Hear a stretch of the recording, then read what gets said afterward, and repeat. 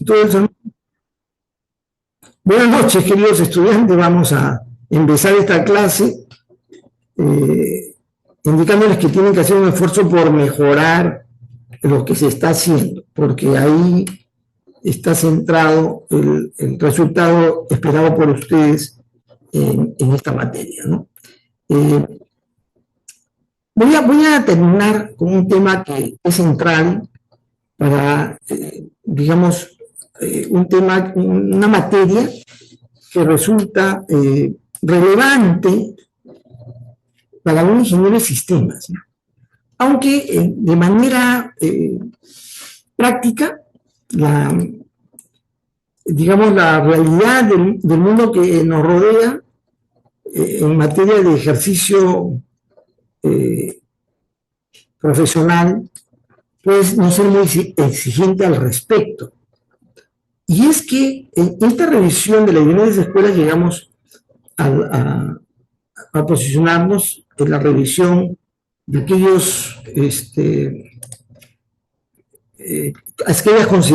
consideraciones que se han dado en una época en la cual está apareciendo en diferentes ámbitos una nueva manera de entender la realidad, con la nueva ciencia, ¿no? La ciencia más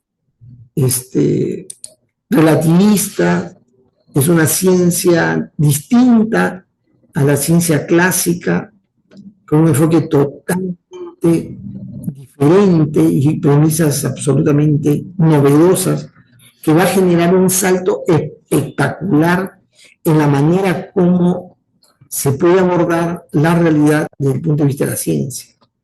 Y entonces esto ha venido inicialmente con una, no sé si un ropaje, una ropa interior, o sea, interna, que podemos llamar, haciendo un esfuerzo de sintetizar esas ideas, como una escuela vinculada al enfoque de sistemas, cuyo desarrollo le pertenece originalmente a un grupo de científicos naturalistas que exploran la realidad ya no desde el punto de vista físico, ya no de los principios newtonianos, sino desde el punto de vista del funcionamiento orgánico, organísmico. Y encuentran que las propiedades que se da en el mundo biológico profundamente abierto permiten un acercamiento a la realidad de todo tipo de naturaleza, mucho más apropiado, más integrado, relativista, totalmente restricto, cuando los principios de incertidumbre es una marca muy profusa, en la que la actitud extremadamente disciplinaria hay que revertirla a una actitud más interdisciplinaria, y ahí van apareciendo las ideas nuevas que tiene como expresión no del correlato de la aplicación de la ciencia de sistemas, sino como una expresión de la búsqueda de cómo abordar problemas complejos en la Segunda Guerra Mundial. Aparece espontáneamente en ese ámbito, ajeno totalmente a los descubrimientos de la ciencia, pero corroborando de lo que en ese ámbito se venía descubriendo, de la manera como abordar la realidad compleja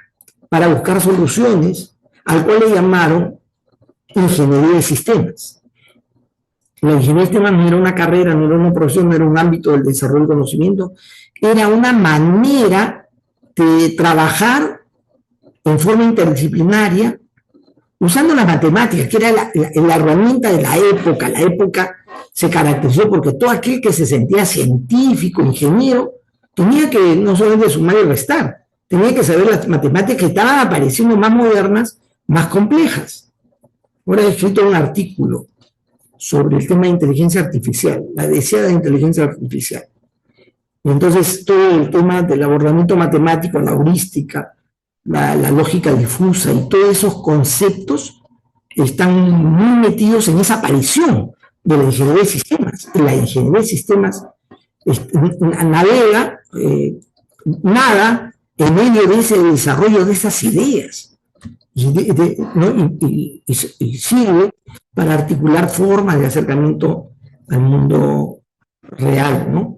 A todo tipo de aspectos. Y entonces hemos dicho que, por un lado, está la fuente conceptual, que no sirve de base, pero que está en el ambiente circulando, que va a ser utilizado por diferentes científicos y especialistas para poder mejorar su entendimiento y formulación de sus propuestas, y está por otro lado, por otro camino, independientemente, autónomamente, la ingeniería de sistemas que quiere abordar lo complejo, con el uso de la matemática, el modelado, ¿no? Y esto van a tener conjunción luego de la Segunda Guerra Mundial, se van a ir encontrando estas dos corrientes para hoy en día ser un cuerpo articulado.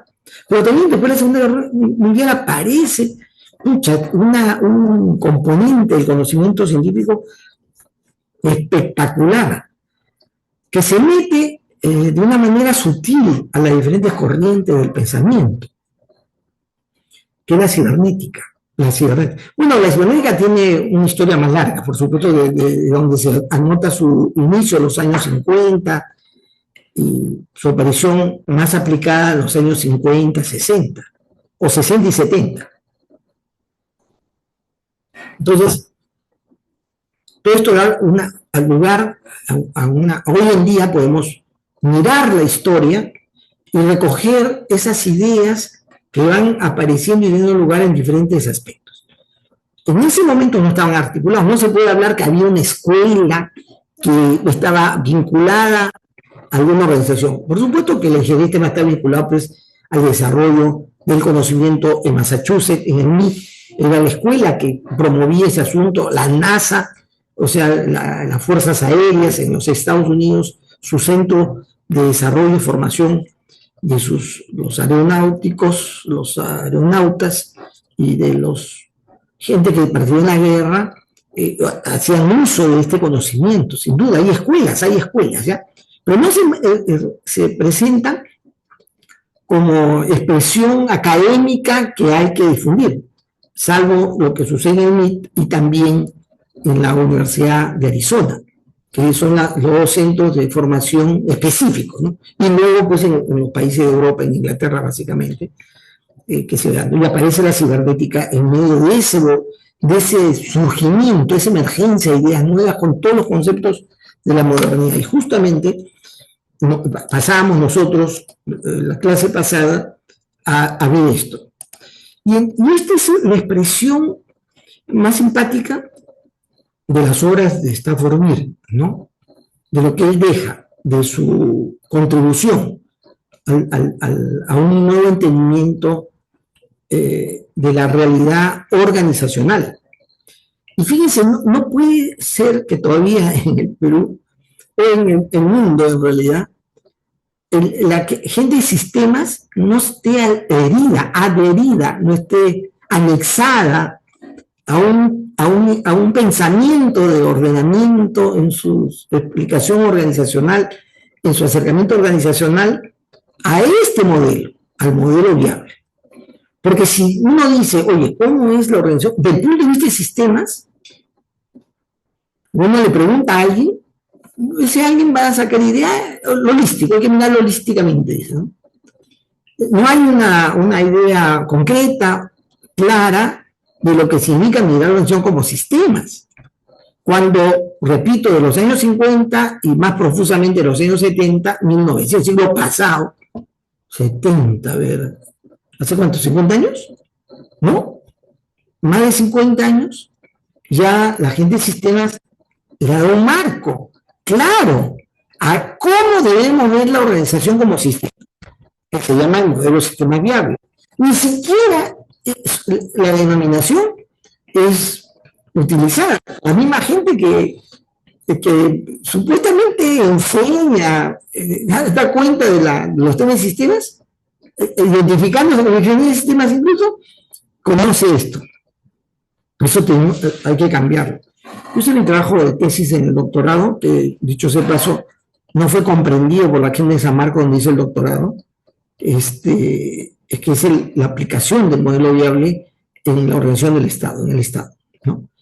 Y no es sencillo, por supuesto, además la crítica y la autocrítica que se hace al modelo viable es la dificultad que plantea este abordamiento. Un segundito, un segundito.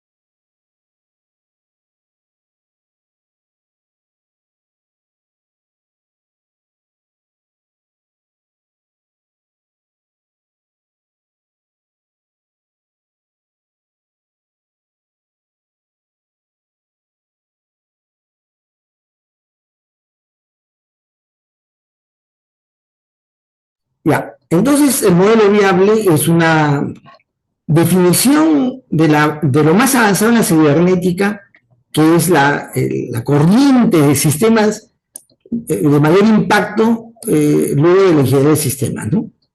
O de la ciencia y la ingeniería de sistemas.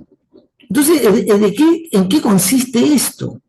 Algo hemos mencionado, algunas características que se pretende bajo el marco del modelo viable, ¿no? Quiero mencionar lo siguiente, no presten atención porque en las pruebas que yo tomo hay preguntas que hago que tienen que ver con mi explicación, no con el PPT, sino con mi explicación. ¿Qué cosa es el modelo del sistema? ¿Qué cosa es? ¿Qué cosa es? ¿Qué cosas tiene que ver? ¿Con qué tiene que ver el modelo viable? No es una metodología. Mucha gente marca metodología. Pero el modelo viable no es una metodología. ¿Es un concepto? Tampoco. ¿Qué cosa es el modelo viable? ¿Cómo se puede calificar esta propuesta? ¿Cómo qué categoría tiene dentro de las herramientas, los instrumentos de ingeniería? ¿Qué cosa es? A ver, Rodney, ¿qué cosa crees? ¿Podría ser una representación? Es una representación, lógicamente. Modelo, pero un modelo es una representación, me estás repitiendo. Es una representación, pero ¿qué cosa, cómo está representando? El modelo viable es un framework. Es un framework. ¿Saben lo que ustedes dicen, lo que es un framework? ¿Han escuchado la palabra framework? Normalmente ustedes saben usarlo en la medida que es un marco general sobre el cual yo identifico piezas, componentes, aspectos que debo considerar para algo. Framework es un marco nada más, un marco de trabajo. ¿Está bien? Framework, por eso es framework, que estoy traduciendo el inglés, es framework, un marco de trabajo. Bien, es nada más que es eso, ¿ya? ¿Han prestado atención? No se van a quincear, ¿eh? Hay la gente de América Latina, ¿cómo se llama? Chileno, ¿se llama Valera? No. Hay un chileno que ha definido una metodología para adoptar el modelo viable, ¿ya? Biplan se llama, el Biplan. El Biplan es la metodología. Es una metodología que no estoy de acuerdo. Yo discrepo con el Biplan, pero es una metodología, ¿ya? Que a mí no me gusta es una cosa, pero otra cosa es que es una metodología, no es. Muchos lo usan, mucha gente lo usa, porque no es tan sencillo ir abordando cómo yo desarrollo una organización bajo el marco del modelo viable. No es tan sencillo. ¿Ustedes han escuchado la expresión transformación digital? ¿Han escuchado esa expresión, transformación digital? Sí, ¿no? ¿Y qué es eso? ¿Qué es transformación digital? ¿Qué cosa es? ¿Es un concepto? ¿Es un método? ¿Qué cosa es transformación digital? Es un derrotero, ¿no? Es un derrotero, es una búsqueda que hace que la organización cambie haciendo uso de las capacidades que provee lo que hace décadas se ha logrado, que es llevar la organización a medios digitales. Eso ya hace tiempo que se ha logrado, ¿sí? Pero hacer uso de ello para cambiar el quehacer organizacional se llama transformación digital. ¿Está bien? No es digitalizar la organización, eso es una verdadera torpeza el que dice eso. Es bien torpe el que habla de esa manera. Yo he encontrado a mis colegas torpeza al expresarse, porque en los años 60 empezó el proceso de procesamiento de datos y luego de automatización muy fuertemente entre el 70 y el 80, ¿no? El 80 fue el boom, el 80 y el 90, boom. La informatización fue espectacular, ¿sí o no? Todo se llevó a medios digitales, ¿no? Ya la digitalización existe. Lo que no existe es una organización que aproveche eso que tiene en sus procesos, en sus servicios. Eso se llama transformación digital. Le pongo en claro porque noto un poco el equívoco que se produce, porque la gente que no sabe cree que se trata de volver a la... Orlando Tino Reina, que es el director del área, cree que transformación digital es automatizar. ¿No? El proceso, la era de la automatización ya pasó ya. Y ya vivimos en el mundo automatizado, ya vivimos ya. Ya estamos en el mundo de la inteligencia artificial, ¿sí o no? De día. Estamos en otro nivel. Pero aún ahí ya no hay transformación organizacional con el uso del IA. Transformación inteligente será la próxima etapa, ¿no? Me imagino yo. Repito, he escrito un artículo, no se la pierdan, en la revista que publica la facultad. Sale publicado el próximo mes. O sea, como dice, pronto, ¿no? Pronto saldrá. Muy bien. Este es un framework. El modelo es un framework que permite que los estudiosos, los expertos en materia organizacional tengan una referencia en qué comparar el funcionamiento de una organización para hacer un diagnóstico de viabilidad. No es un diagnóstico de otro tipo, es viabilidad. Por eso el concepto de viabilidad hay que definirlo. Es un marco que me permite hacer una validación, una comparación, un diagnóstico, si esa organización es viable. Si la organización es viable. Es un framework para poder hacer un test.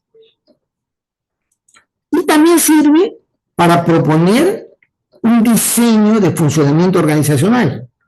No solamente comparar, sino yo quiero ir a una organización viable, acá está. Esta es la plantilla. Este es el framework. Ahora, ¿cómo se hace eso? Es lo que voy a tratar rápidamente de mencionar. Ustedes no han conocido antes el modelo viable, porque hay un curso de modelo viable, ¿no? Que lo van a eliminar, porque para la gente que está haciendo el estudio es chino, no sabe para qué sirve, no le importa.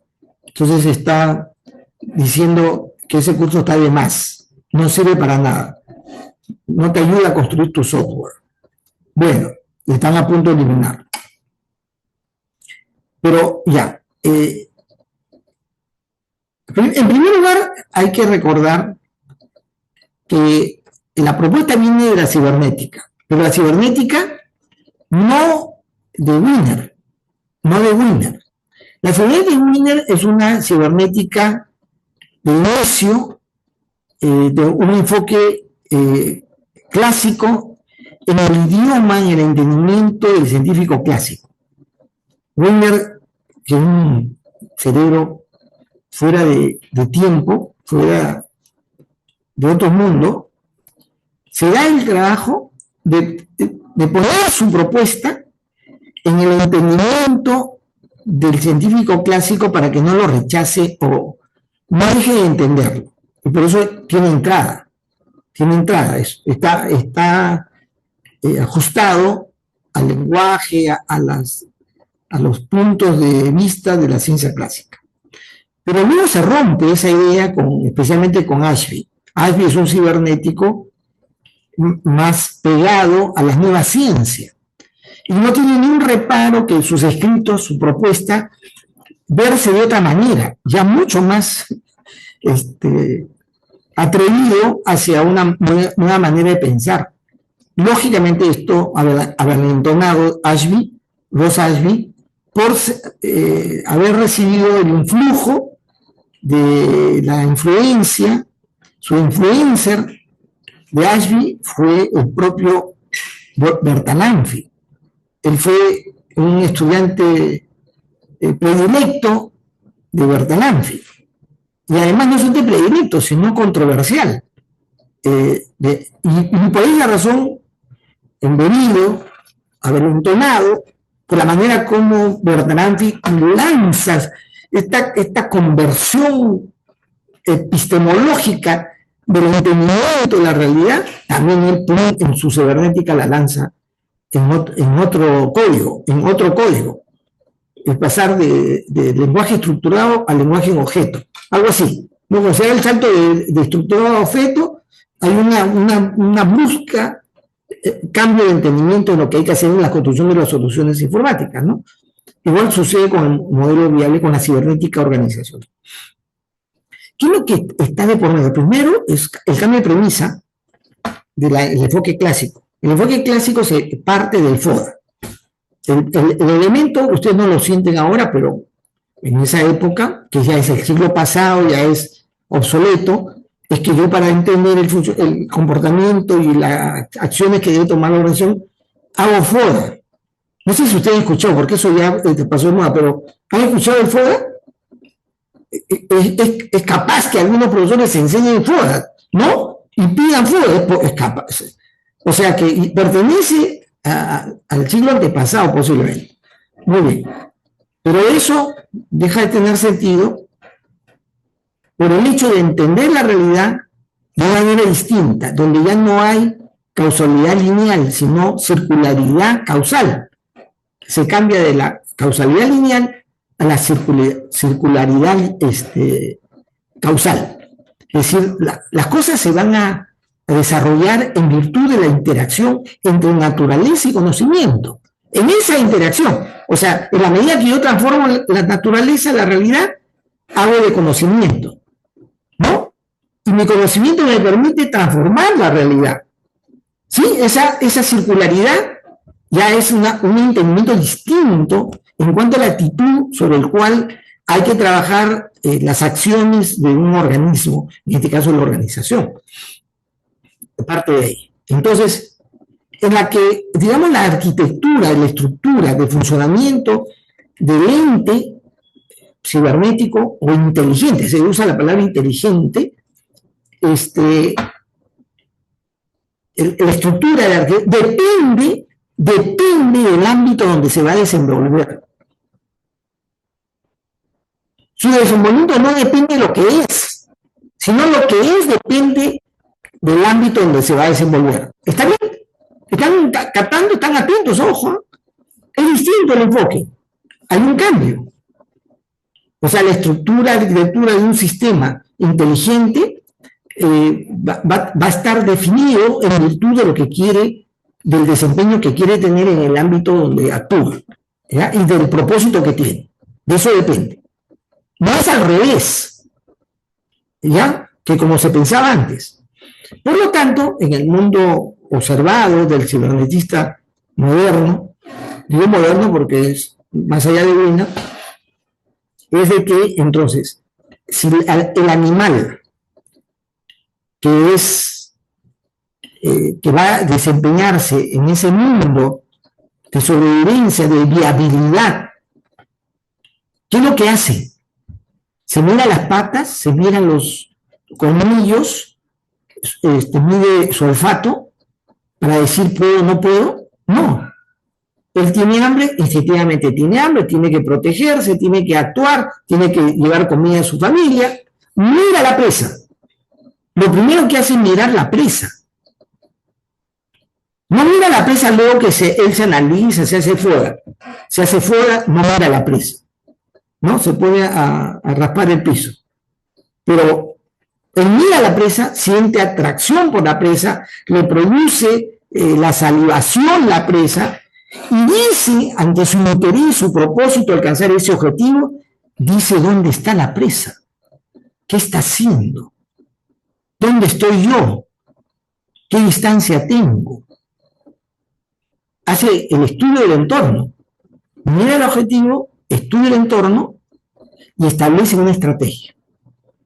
¿Está bien? Es decir, y luego establece una estrategia, lógicamente pensando en lo que puede y en lo que podría obtener.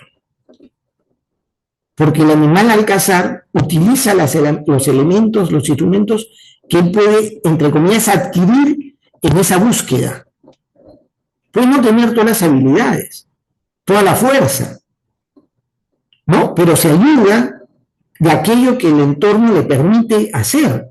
Se ayuda, ¿sí o no? Acorralando, en fin, estableciendo una forma de actuar en la cual aprovecha las circunstancias inteligentemente, piensa en el éxito que tendrá en el futuro, cómo lo debería llegar a ser, y activa lo que tiene. Activa lo que tiene. ¿Está bien? Esa forma de razonar la realidad es de la viabilidad. Pero que se basa en el razonamiento que proviene de la observación del mundo real, natural. La conclusión que tiene esto no nace de la inventiva del laboratorio, no. Es una observación objetiva de esa realidad natural. Es lo que la naturaleza misma lo dicta, no la teoría, sino la práctica. Entonces, ¿qué cosas tenemos? En modelo viable hay varios aspectos que hay que considerar. Uno, en primer lugar, es el entorno. Cuando yo hago viabilidad, lo primero que tengo que tener claro es en qué entorno estoy y cuál es mi propósito en ese entorno. Más adelante voy a hacer un esquema al respecto. Y ese entorno, debo interactuar con ese entorno. Este es un modelo que, el dibujito de Stafford Beer, ¿no? Que queriendo explicar algo que para algunos era muy complejo de una manera sencilla, ¿no? El entorno. Pero el entorno, en realidad, es una conjunción de entornos. Ojo, no es un entorno único, sino es una complejidad de componentes, de subentornos, en el cual hay que desenvolverse de manera, digamos, adecuada en cada uno de ellos. Y hay una interacción esa interacción se va a hacer con mis capacidades, al cual se le va a llamar sistema 1. Sistema 1, que es las capacidades que tengo, el aspecto que puede llevar a operar la acción. ¿Ya? Pero para operar la acción yo tengo que tener dos aspectos fundamentales. Ser capaz de actuar coordinadamente y tener información para monitorear y modificar y actuar de manera correctiva en el proceso. En el entorno está mi meta, está mi empresa. Yo con mis capacidades voy a tratar de alcanzar, pero eso tiene que ser debidamente conducido, con cibernética, conducido, dirigido, monitoreando, coordinando, corrigiendo. Esa corrección que hago y esa coordinación depende de un componente que le da coherencia, consistencia a la actuación del animal o de la organización. O sea que puedo decir animal y organización son sinónimos, en este caso son sinónimos. Si tengo que actuar, o sea, mi pata derecha tiene que sincronizar con la izquierda a levantar el impulso para trepar ese lugar sobre el cual me va a permitir saltar sobre la presa tiene que estar debidamente coordinado, sincronizado, ¿sí o no? Y yo tengo que corregir en el acto si acaso hay algo que la presa cambió de posición, mira a otro lado. Yo tengo que corregir cibernética. El concepto de cibernética es eso. Tiene que ver con eso, que yo puedo hacer la corrección. Mientras conduzco, corrijo. No es como la ciencia clásica en la mirada organizacional, que no es dinámica en su corrección, no es cibernética, no se retroalimenta para corregir. En este caso sí es obligatorio.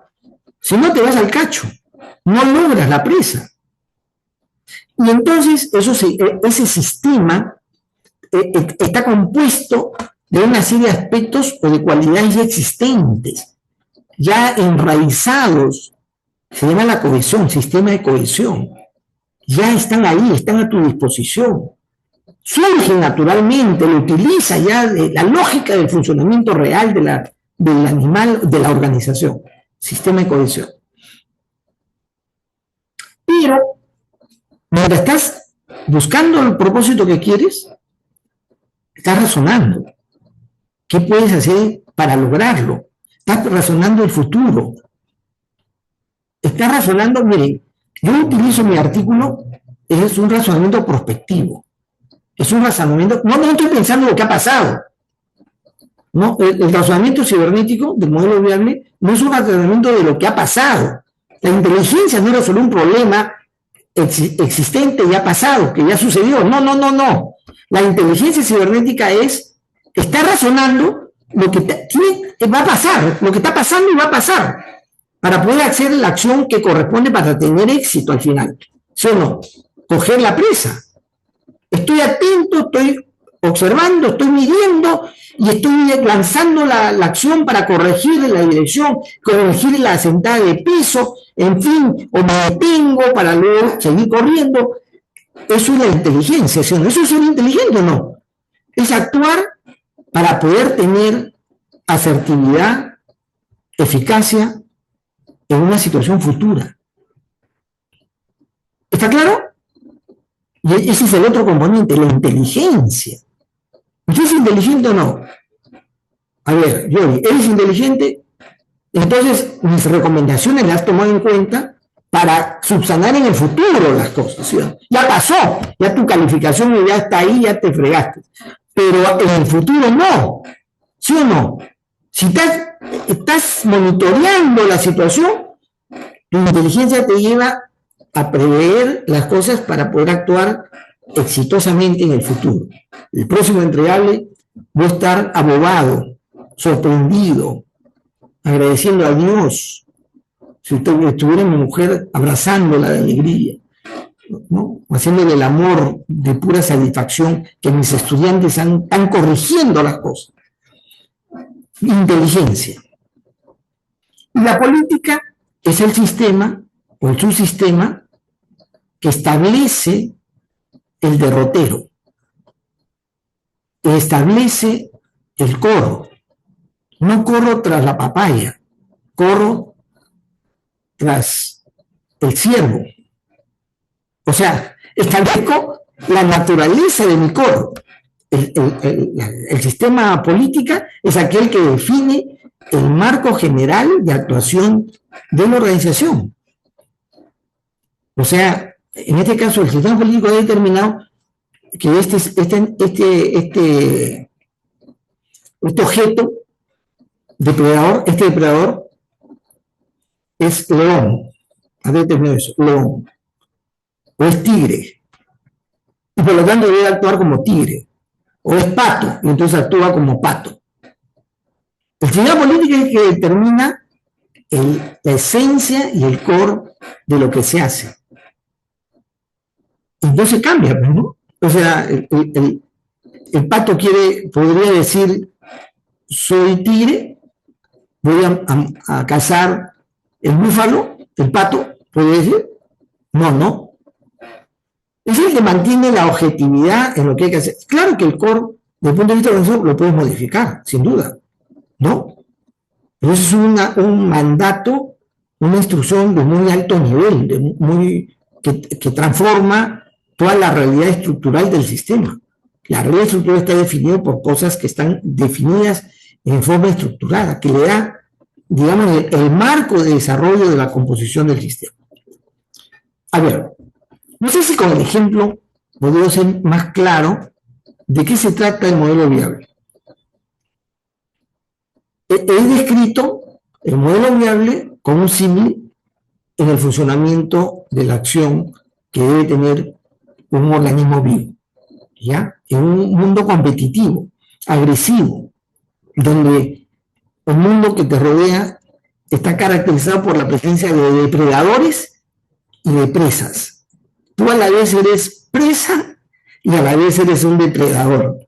Y en ese mundo hay que actuar bajo los conceptos de la cibernética natural, bajo un molde, con un marco, un framework. ¿Cómo yo despliego cada una? Porque cada uno de ellos, si bien lo he descrito de manera funcional, contiene diferentes aspectos. O sea, la parte operacional en la organización debe identificarse cuáles son los aspectos que hay que considerar. Es la actuación. ¿Y cuál es el punto central de la actuación de la organización? ¿Dónde yo concentro mi atención para mejorar, para apuntalar, para darle forma adecuada a la actuación? ¿Dónde me concentro? A ver, ¿en qué aspecto de la organización? A ver, Miguel, ¿estás ahí? Sí, profesor.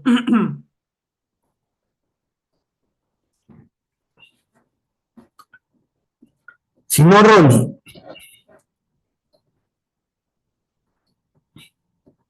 Podría ser en la operación, profesor. Ya, pero ¿cuál es el aspecto central de la operación? ¿En qué me concentro para mejorar la operación? Para mejorar la actuación. ¿Qué debo desarrollar? Diego. Indicadores. Joseph.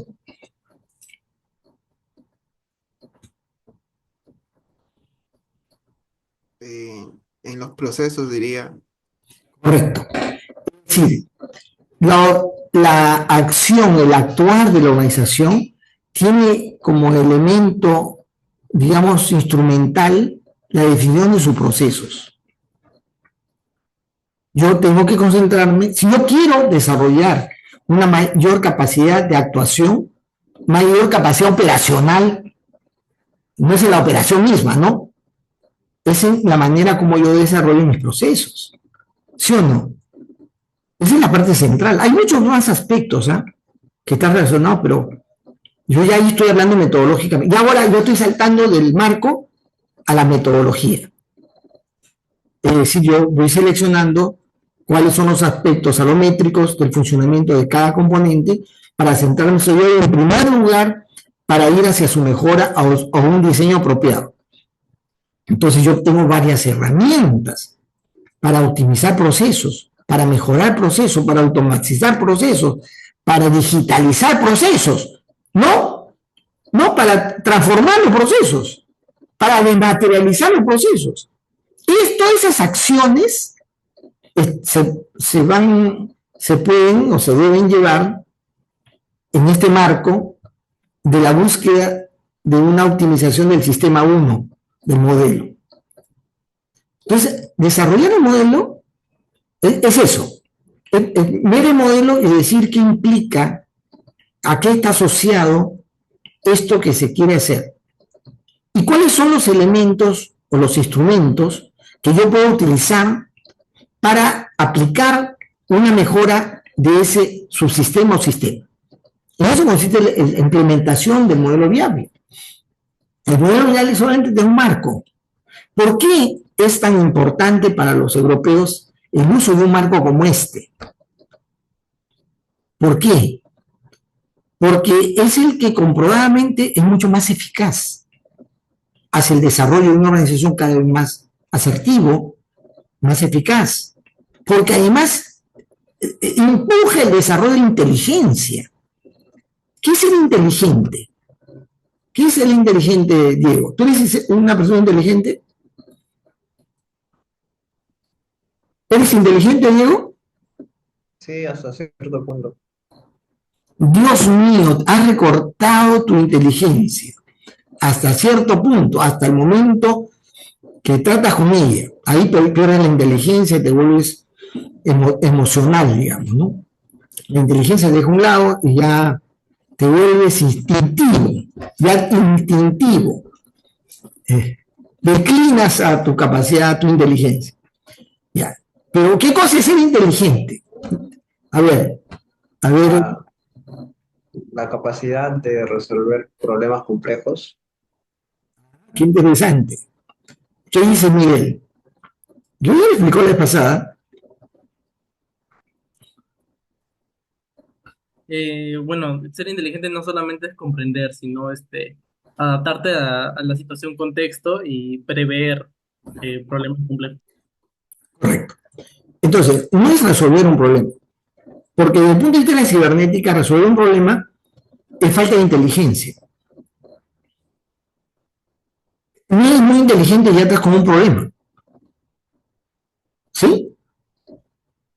Es decir, ser inteligente es todo aquello que te permite tener éxito en el futuro. Es decir, eliminando lo que te estorba, ¿no? Los obstáculos, los problemas. ¿Sí? La inteligencia tiene que ver con todo aquello que uno hace para que tu actuación en un escenario futuro, sea exitoso. Y yo llamo prospectivo. ¿Por qué? ¿Cuál es la diferencia de decir escenario futuro o futuro prospectivo? ¿A cuál es la diferencia de lo prospectivo? Es que lo prospectivo se refiere a un futurismo construido.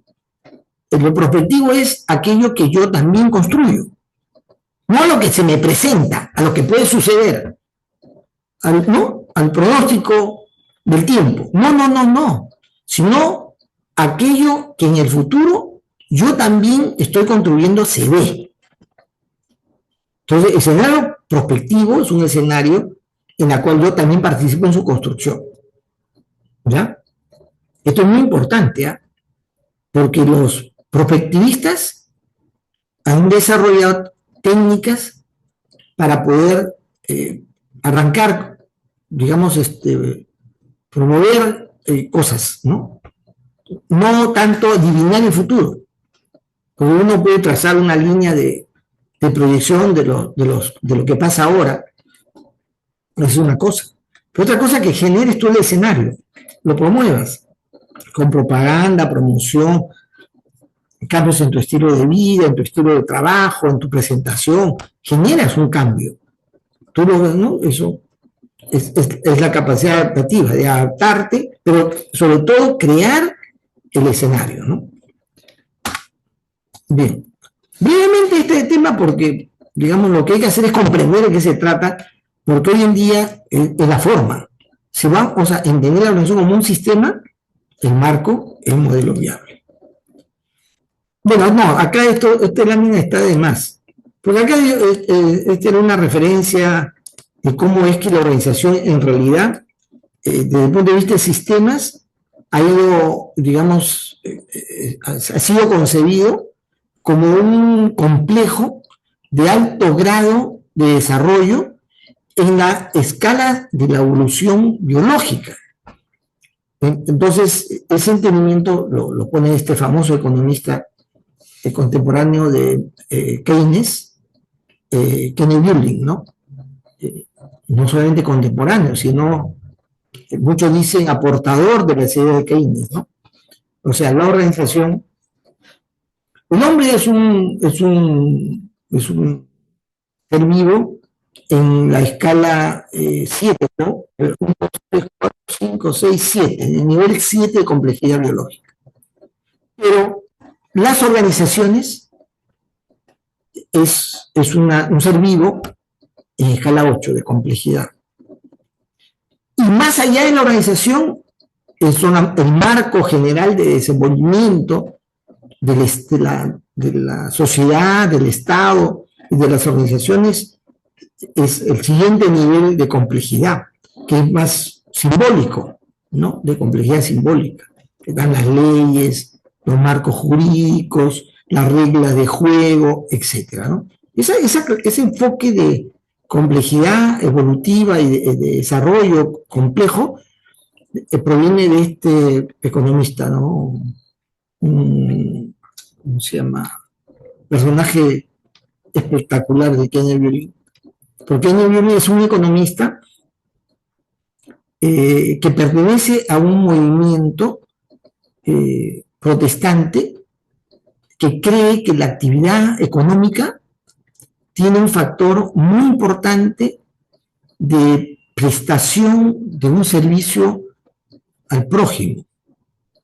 Es decir, cuando usted ve qué cosa es una empresa, ven la literatura hacia atrás, la definición de empresa está relacionado, durante muchos años estuvo asociado a el equilibrio que hay, o digamos, al balance que hay entre necesidad y capacidad, que es lo que yo también planteo.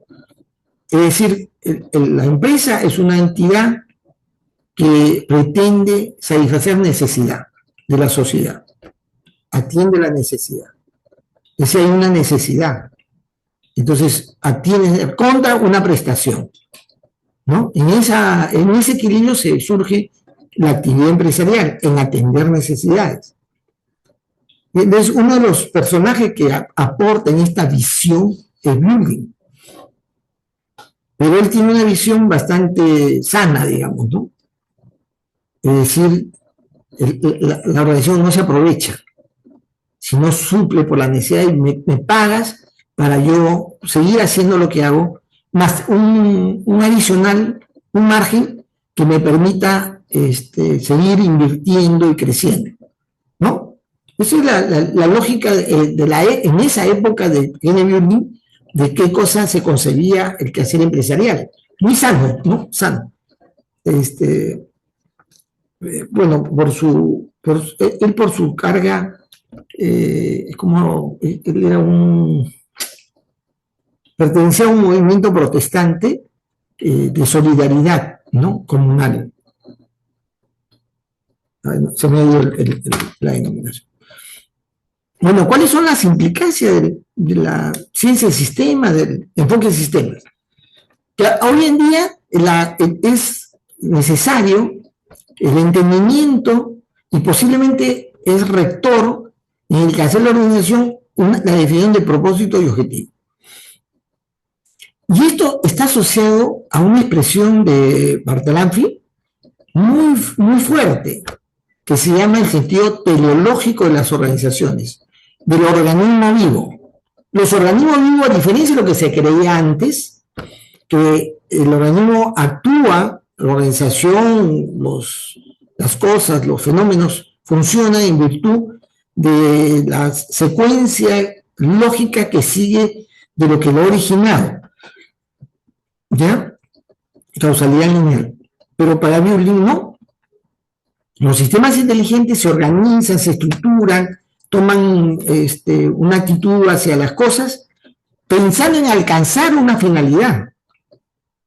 Es decir, lo que establece el punto rector no es el pasado, sino la búsqueda del alcance de una finalidad futura. Y también nos deja el enfoque de sistemas, el enfoque integrado, articulado, y una visión de totalidad siempre en la búsqueda del entendimiento de todo fenómeno organizacional. También queda claro que la organización no puede ser pensada sin su interacción con el entorno, ¿no?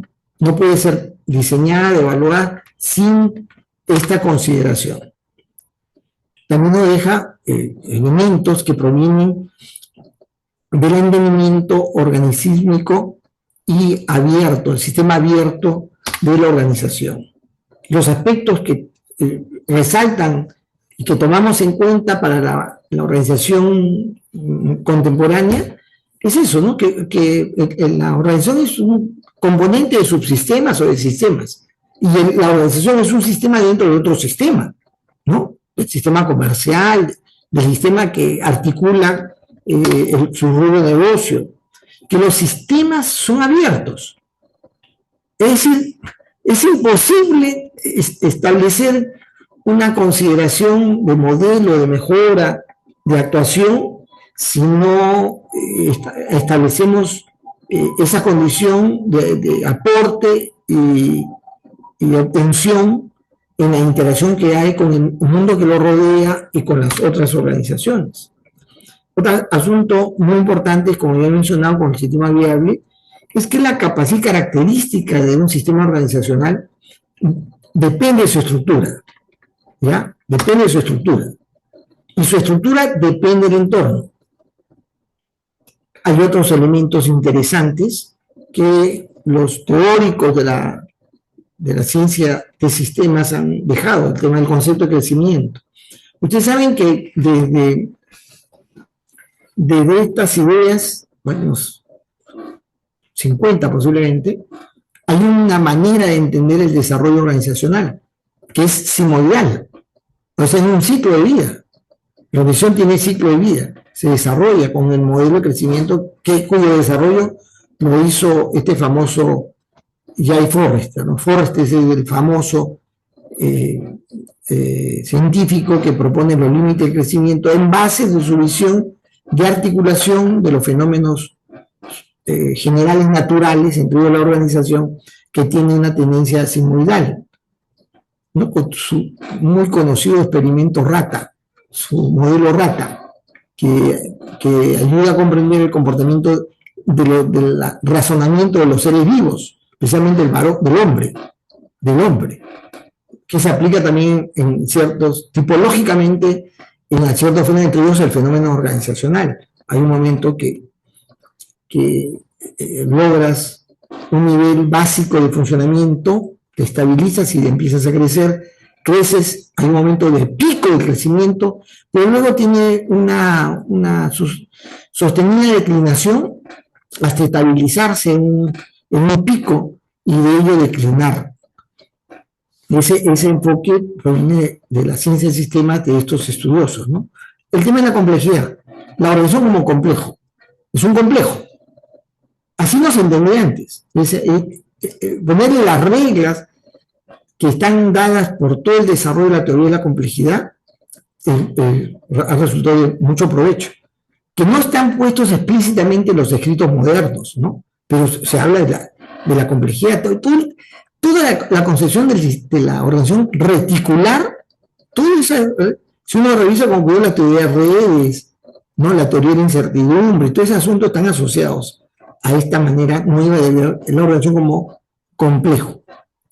El tema de interdependencia y de viabilidad que le acabo de decir. ¿Qué cosa es la viabilidad? ¿Qué cosa es viable? ¿A qué se le llama viable?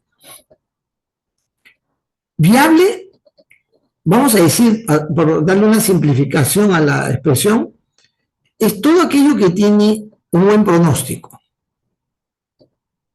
El futuro le sonríe. Yo les he contado, les he dado el ejemplo de la viabilidad, ¿no? Yo en la academia conocí una chica y estudiando para prepararnos y luego ya cuando entramos en la universidad, en la noche de estudio rozamos nuestras manos y luego nuestras mejillas y luego nuestros labios. Con esa chica tuvimos ¿cómo se llama? Un acercamiento así de contacto, digamos, ¿no? Pero sano, no, usted está yéndose al extremo en sus pensamientos, no, sano, besito y caricias en las manos. Ella muy católica y yo muy evangélico, entonces teníamos dos maneras diferentes, pero sin embargo, en sentido de cierto respeto, pero chapábamos a la noche. El asunto es de que ya pues, o sea, ella iba a mi casa, mi madre se enamoró de ella, porque era muy educada, muy bonita, muy bien preparada, tenía, en su casa le habían enseñado los modales que hoy día la gente desconoce, muy cortés, con un lenguaje y una claridad al hablar, era una mujer espectacular. Mi madre se enamoró de ella. Pero en un momento nos dimos cuenta que no podíamos ir juntos, porque ella se persignaba en cada vez que veía una reja que tenía ¿cómo se llama? Los fierros cruzados, para ella veía una cruz, se persignaba. Cada vez que veía una reja se persignaba, porque había una cruz, veía la cruz. Cuando pasaba cerca de una iglesia, se persignaba varias veces hasta que ya dejaba de ver la iglesia. Cuando se alejaba a la vista de la iglesia, dejaba de persignar. Pero el Lima está repleto de iglesias, ¿sí o no? Entonces, ella tenía esta actitud de persignarse. Pasaba algo y pum, se persignaba. Era muy católica, pues muy católica. Y andaba con ¿cómo le llaman estas que tiene, estas cuentas, que tiene una crucecita? Ay, rosario. ¿Han escuchado del rosario? El rosario, tenía su rosario. Entonces, a veces estábamos conversando, yo notaba que tenía su mano metida en su bolsa, y esta vez, yo estaba hablando, pero ella estaba haciendo sus rezos, porque el rosario son esas, como unas cuentas, vas agarrando una cuentita y rezas. Padre nuestro que estás en los cielos, ¿no? A ver, Santa María, no, hay un rezo ahí, ¿no? Y luego pasa a la otra cuenta y vuelve a repetir y así. Entonces ella tenía como propósito en el día, no sé cuántas veces rezar en su rosario. No sé cuántas cuentas tiene un rosario. ¿Ustedes saben? ¿Alguien sabe? Pero es un montón, ¿ah? Entonces era muy católica. Yo era evangélico, protestante, convicto y confeso, ¿ah? Y entonces a veces me hartaba o yo me burlaba. Ella también se burlaba de mí, luego nos burlábamos mutuamente por nuestra forma de desear, ¿no? Y entonces esa relación no era viable. O sea, yo además, algún momento ya se hizo inviable totalmente cuando llamé a la Virgen María, la llamé Mari, la llamaba Mari. Se me ocurrió, pues, ¿no? De fregado, ¿no? No sé, a Mari, ¿no? Y le decía a ella que Mari, Jesús la había cuadrado a Mari. Cuando ella pretendía que hiciera algo, y Jesús le dijo, no, mi hora, ¿qué te pasa? ¿No? La cuadra. Y a no le gustaba que yo hablara de esa manera. Era una falta de respeto. Que le dijera a Mari que Jesús la había cuadrado. ¿Qué es esto? ¿No? Y que cuando Jesús le dice, los discípulos le dicen, oye, tu madre y tus hermanos te buscan. Ah, caramba, ¿quién es mi madre? ¿Quién es mi madre? ¿Quién es mis hermanos? ¿No? Todo aquel que cree en mi Padre, en Dios Padre. Dice Jesús, manda el cacho a la mamá y a los hermanos. Bueno, así, estoy hablando como yo le decía a ella.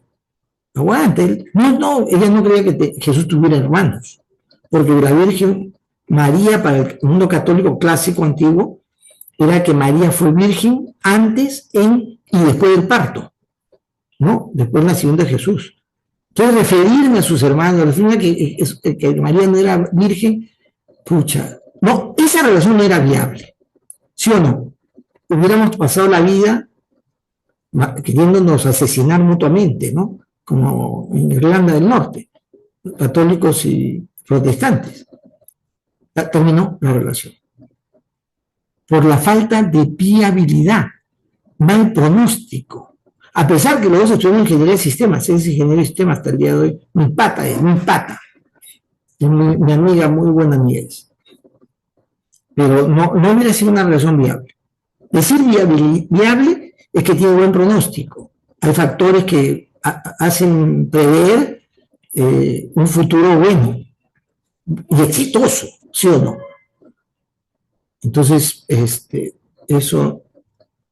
Ella, por ejemplo, se persignaba antes de comer, pero yo oraba. Y entonces alguna vez, yo hice una oración que a ella no le gustó, haciendo referencia a este tema de recordar la cruz, que es un recuerdo para los protestantes no muy común. O sea, nosotros usamos cruz con el crucificado, porque es símbolo de derrota, de muerte, nosotros preferimos recordar el sepulcro vacío, decía, el símbolo de la resurrección y del triunfo de la vida. Y hizo una oración que hizo así, pucha ya. Por poco no me agarra a chancletazos, caray. Pero bueno, viabilidad. Cuando hablamos de viabilidad, estamos diciendo que el sistema tiene un buen pronóstico. Es decir, está articulado con el entorno y está articulado en sí mismo con los diferentes aspectos que le dan la posibilidad de tener éxito en el futuro, viable.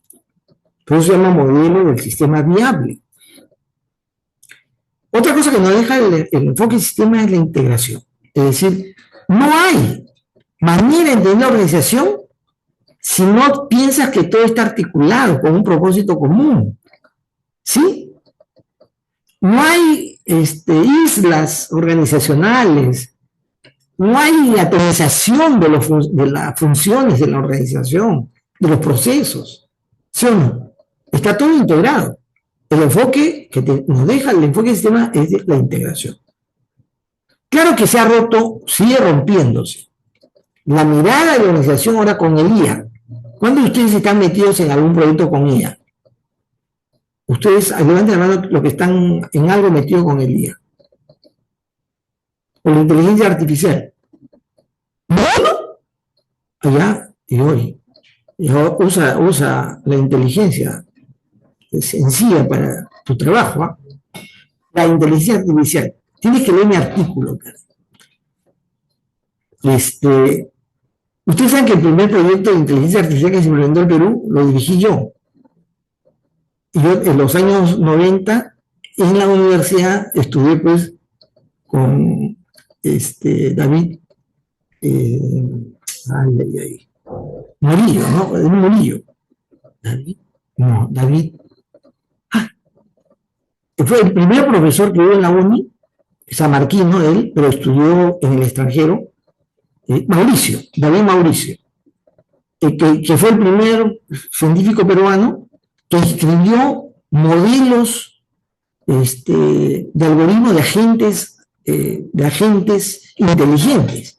Él tiene registrado su autoría de ciertos sistemas o agentes inteligentes para inteligencia artificial. Yo tuve el privilegio de ser alumno de él en la maestría y con él trabajamos algunos temas interesantes, ¿no? Bueno, él, yo más bien colaborando con él, ¿no? Yo era el chupe en realidad, ¿no? Pero el tema de inteligencia artificial tiene que ver, de inteligencia tiene que ver también con la manera como se articula la organización como un todo, porque la inteligencia no es para uso individual, ¿no?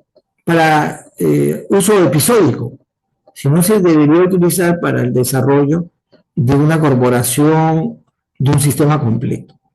Bueno, el enfoque de sistemas te deja el valor de la heterogeneidad.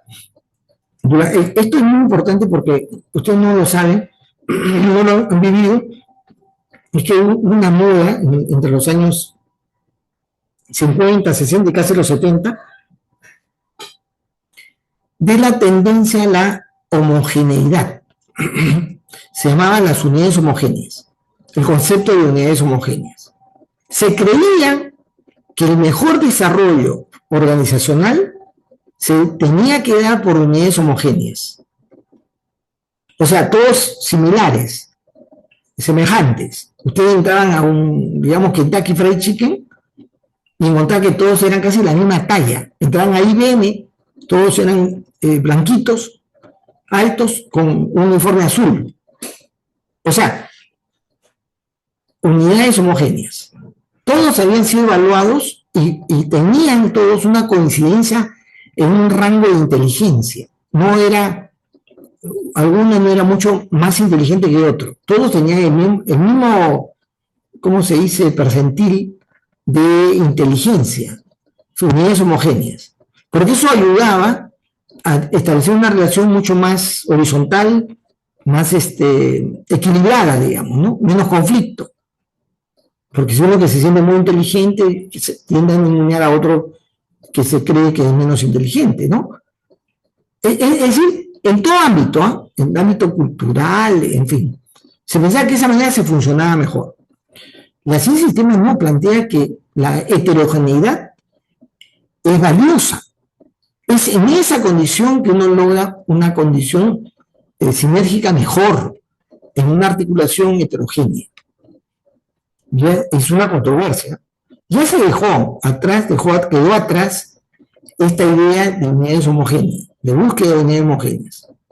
Los Estados Unidos, en ciertos lugares, para ingresar al colegio, tenías que cumplir con un requisito racial, cultural, económico, homogéneo. No podías entrar al colegio, a sentarte en la carpeta con otro que era de otro nivel social, económico y racial. No podía ser, esto era contrapedagógico, era antipedagógico en esa cultura de unidades homogéneas. Había que ser, ¿no? Todos son cholitos todos, de clase baja, todos entran de clase baja. ¿No? Unidades homogéneas en ese sentido. Pero digamos, este concepto se ha dejado atrás. Más bien, el enfoque de sistemas ha sido más proclive a desarrollar capacidades, interacciones perspectivistas, de diversidad interpretativa y de condiciones distintas, ¿no? Heterogeneidad. Y otro aspecto que queda clavado en la mente del analista es la búsqueda homeostática, la homeostasis. Es decir, ese equilibrio que hay entre lo bueno y lo malo, entre el crecimiento y el decrecimiento, entre cambiar y mantener estabilidad, esa búsqueda de equilibrio entre cosas que son aparentemente dicotómicas o dialécticas, y convertir esa combinación de dos cosas dicotómicas en dialógicas es lo que nos deja. Eso se llama homeostasis. La homeostasis es eso, es esa combinación catabólica y anabólica que desarrollan, que hacen que se desarrolle de una manera determinada, y, lógicamente dentro del marco de un ciclo de vida, ¿no? En la cual acaba esa condición homeostática.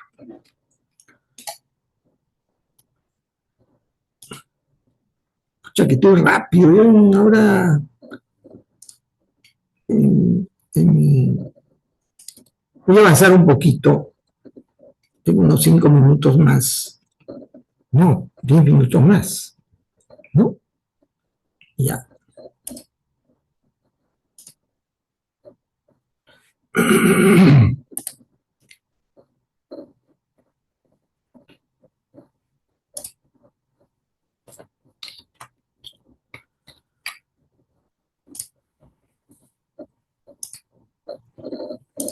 El desarrollo de las ideas de sistemas, lo hemos denominado enfoque de sistemas, ya les he aclarado que no necesariamente en la época se articula de esa manera, sino que vista retrospectivamente, juntamos esas ideas que van apareciendo y le ponemos esta carátula, ¿no? De llamarle antojadizamente el enfoque de sistemas, que pertenece lógicamente a las ideas que luego están constituyendo en esa época la ciencia, la ingeniería, la cibernética y el pensamiento de sistema posteriormente, ¿no? Ese imperio nuevo va a tener un debacle. Ustedes deben saber que en los años 60 y 70 algo sucede en el mundo, está sucediendo algo que es entendible por razones, digamos, del desarrollo ideológico y político del mundo, ¿ya?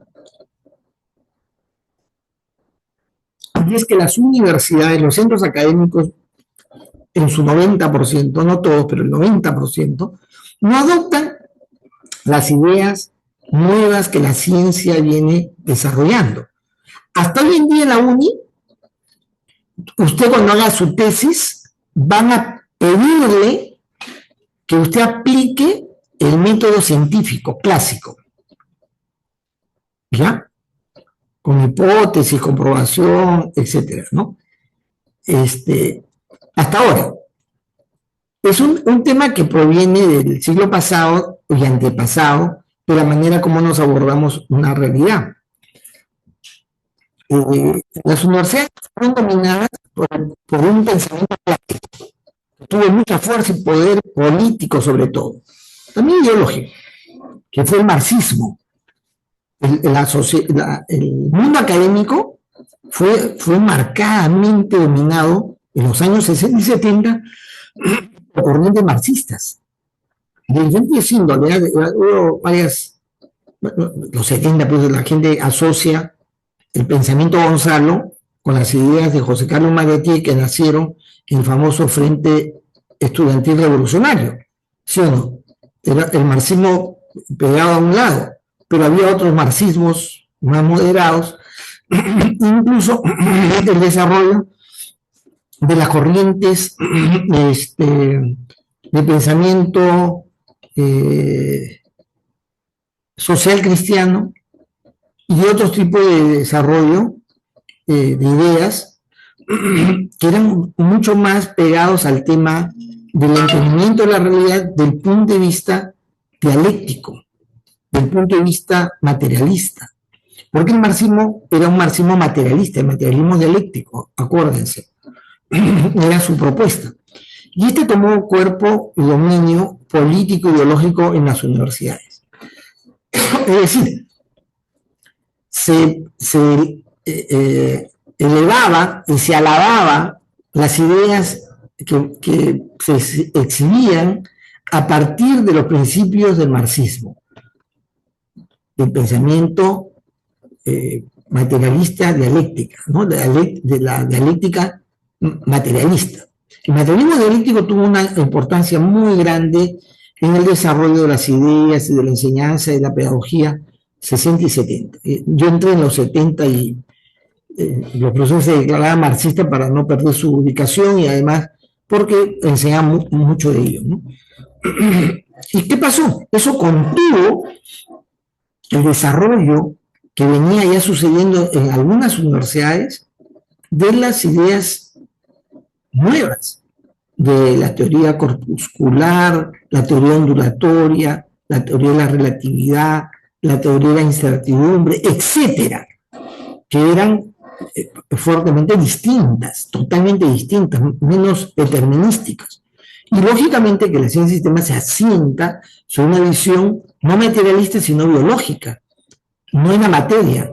O sea, Bertalanffy y todos sus séquitos de seguidores y no seguidores de él, pero de la época, muchos científicos más bien miran la realidad como una realidad abierta, alejándose de la visión newtoniana.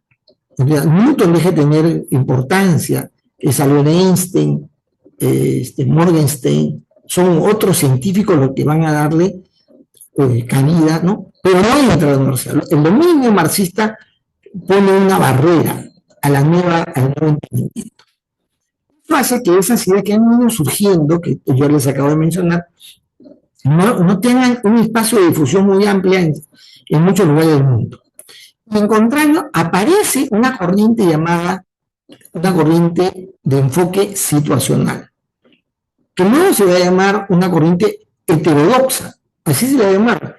En el Perú, quien lleva esa condición, esa visión heterodoxa, es primero Belaúnde Terry, el presidente, y toda la gente que le sigue, de una línea social cristiana, pero se adhieren al movimiento, al pensamiento heterodoxo.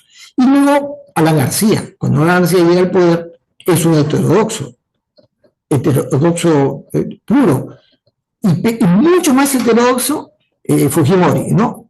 El famoso Alberto Fujimori, el muy recordado Alberto Fujimori, el muy apreciado Alberto Fujimori, el heterodoxo Alberto Fujimori. Esa es ya la última chupada de mango en materia heterodoxa, ¿ya?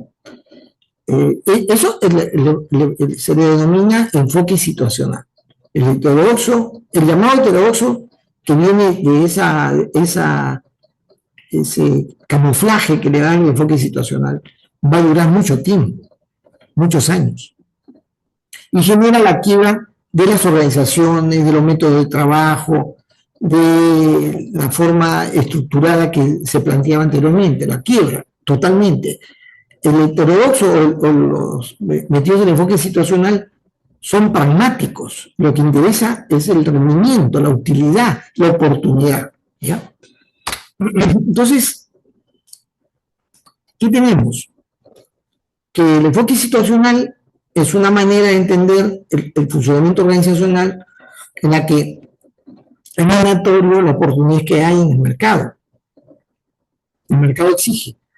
Entonces hay que hacer lo que el mercado quiere, hay que hacer lo que el mercado, no lo que el mercado necesita, sino lo que el mercado te pide. Puede ser que la organización esté necesitando un planeamiento, una mejor reestructuración de su proceso, puede ser que eso es lo que necesita. No, pero te está pidiendo que implementes, digamos, formas de trabajo en serie, eso es lo que quiere, porque eso está de moda. Entonces, el enfoque situacional lleva a que las organizaciones sean congruentes con esas exigencias externas. A situaciones distintas se siguen haciendo distintas. Hoy en día, los que están evaluando la currícula son nietos, nietrastos de este enfoque. Nos dicen, la gente no quiere expertos en complejidad, eso no quiere el mercado quiere programadores, se necesita programadores, y ahora programadores que conozcan de IA. Entonces hagamos eso. Entonces la carrera la van a convertir en analista de datos, o sea, se va a convertir en una carrera para analista de datos, ya no para ingeniero de sistemas. Yo le he dicho cambien de nombre, si lo van a hacer cambien de nombre, no cometamos el mismo error que se hizo en los años 90, cambien de nombre. No van a meter ingeniería con una persona que solo que sabe es programar y hacer uso de las herramientas para la analítica de datos. Para eso hay toda una especialidad en el campo computacional. Pero lo que están queriendo hacer es actuar bajo el enfoque situacional. Eso es lo que pide, no importa el nombre, pega, en marketing, ingeniero de sistema, UNI, y lo que va a hacer es atender esa necesidad de mercado, que es extensa, ¿no? Entonces, el ambiente externo es un aspecto para el enfoque situacional importante, clave. Otro aspecto clave es lo tecnológico. Años 70, acuérdense, está emergiendo todo el tema de la aplicación tecnológica. Se habla de la importancia de la aplicación tecnológica, el uso intensivo de las tecnologías de la información. Hay una necesidad de procesamiento de la información ya de los años 60, y entonces hay una fiebre y un entusiasmo por adquirir computadoras, tener procesos de información. Entonces llega al punto de que la organización debe adecuarse a la disponibilidad tecnológica, a las capacidades de los equipos. Entonces tiene que adecuarse a la tecnología, es decir, adecuarse a las máquinas, a los conocimientos y las técnicas vinculadas a ellas.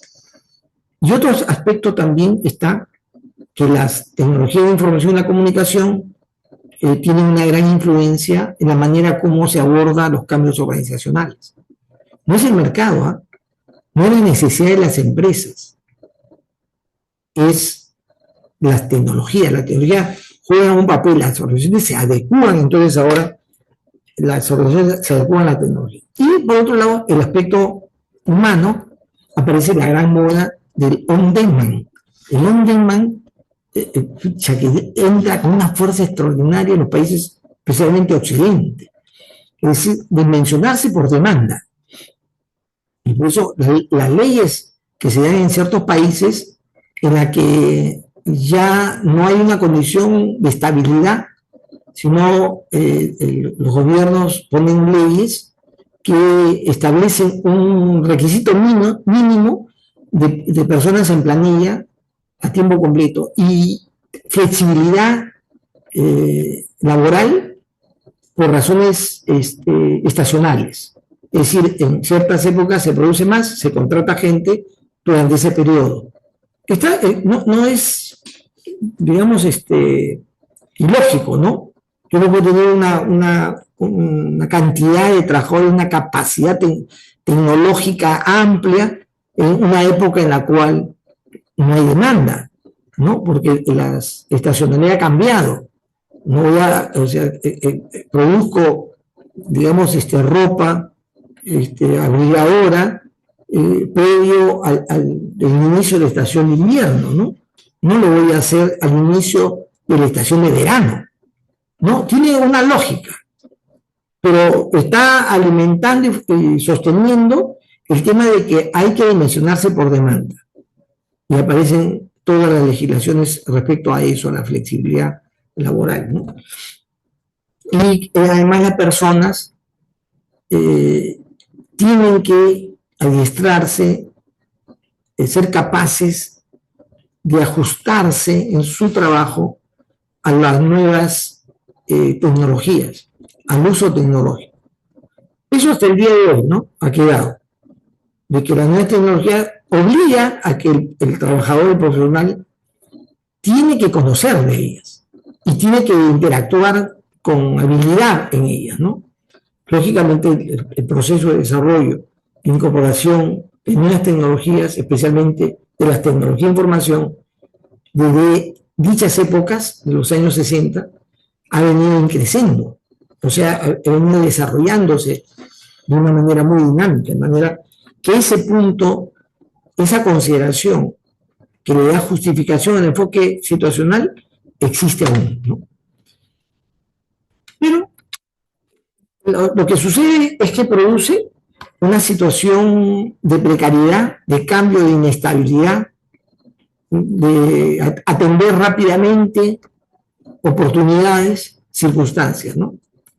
Y digamos lo que muchos autores han considerado que es una época de decaimiento de la ingeniería empresarial, ¿no? De la empresa ajustándose a la buena fabricación, al buen tratamiento de las cosas, porque lo que hacen es cambiar bruscamente, rápidamente, en virtud de oportunidades que no terminan de madurar, de perfeccionarse, sino que hay que ajustarse a los nuevos cambios que se van a producir prontamente, ¿no?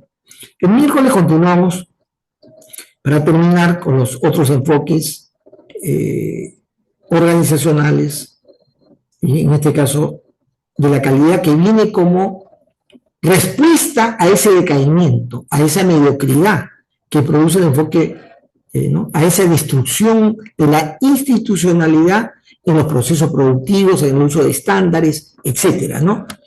Y ese decaimiento es notorio, vienen los fracasos, son años de mucha volatilidad empresarial. Ahí crece la microempresa. Es decir, como hay mucho desempleo, hay mucho cambio, en realidad las empresas no crecen más grandes, sino hay mucho fracaso, muchas quiebras, y aparecen el desarrollo son años sin duda, se puede constatar de que el quehacer microempresarial va a aparecer, ¿no? Va a aparecer como respuesta a la necesidad de empleo, ¿no? Muy bien. ¿A preguntas? Entonces nos encontramos el día miércoles, jóvenes. Muchas gracias por vuestra participación.